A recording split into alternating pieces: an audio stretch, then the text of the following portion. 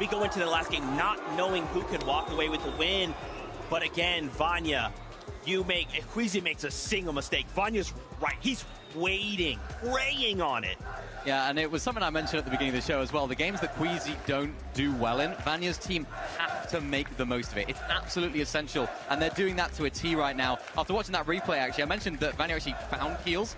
I have no doubt they actually set that up, right? Because they had 100%. The edit, right? So they had all the heals in there, they had everything that they knew that was there, and even on those comms as well. Really impressed with this team because, of course, their first native language is not English. They're communicating in English. We heard it in that listening right there, and that's so hard for people that live in, of course, different countries and are from different countries, speak different languages. I mean, I feel like we don't talk about it enough in Fortnite, but that is a skill in itself. I mean, and that's a really good call out when you say that when Queasy is doing poorly, that's when Vanya does well. And I actually think those are the few games that they've won for height. Yeah. Paying attention to that elimination feed, noticing that, oh, the team that is being able to control height is down. This is now our opportunity to take it. They're taking full advantage of everything. Again, it's awareness. And usually I use that in the sense of map awareness, but just all of the game sense that you need to be at a top level. That is what they're showcasing here today. And they're not new to height either. This is what they're used to, right? Yeah. They're going back to what they know. So it's like, you know, they had a very good day one, and we were like, yeah, they're playing a different sort of play style. They're playing low ground. They're playing consistently. Now you think like, oh, they're trying to go for height. You usually associate that with a team that's trying to change things up and go against the grain to what they're usually doing. This is like more normal for them than what they were doing yesterday. Another team that I really want to give a shout out there too is, of course, one from our smaller region in the top 10 right now, and that's King, Phaser, and PH. Then they played that game so smart, where they kind of went for this dead side rotation. The zone went up a hill, and everyone's starting to climb up, fighting for a position, and they just kind of went around the hill. That can be a little dangerous. Obviously, building up the hill, if the zone doesn't pull favorably, can be disastrous, but luck had it their way. They were able to pull zone and then kind of control the low ground. It was really smart from them. And I love to see our Brazilian trio up in the top 10. Can't forget as well, they came to NA, right? They decided they wanted more practice. They wanted to kind of refine their skill set. And Mini, that's showing here on a global stage. It looks so good. And also, they played in EU last chapter as well. Chapter 5, they came on over to EU, had a little go there as well. It wasn't necessarily successful for them, but showing what they can do here. That's right, Mini. I'd love to keep talking. That battle bus horn has come, so it is time. Game number 11. Let's go.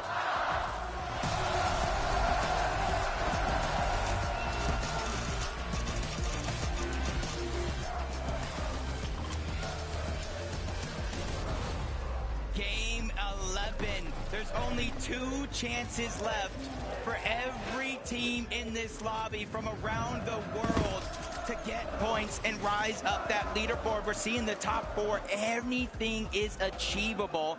But we had Levin on the last broadcast hyping up, representing EU. I had to bring a brother from NA over. Vivid is going to grace us here this time around. Jacob, they had to bring in all the stops for this one. We've been talking about it all day. Yeah, NA's looking a little rough. We're still fighting for 3rd place right now, but we know how the fights early game are going on. It's all about Rangers ruin.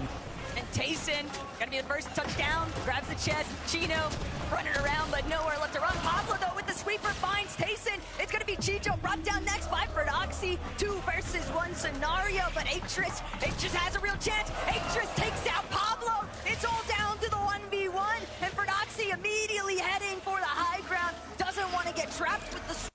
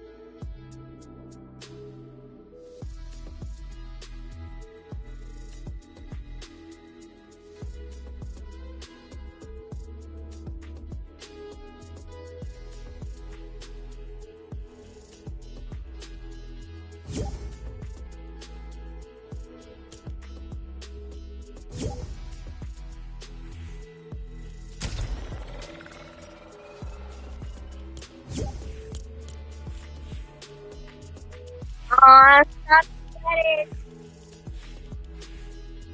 You're so cute, bro. You're so... Stop sweating. La la la la la la. A bit.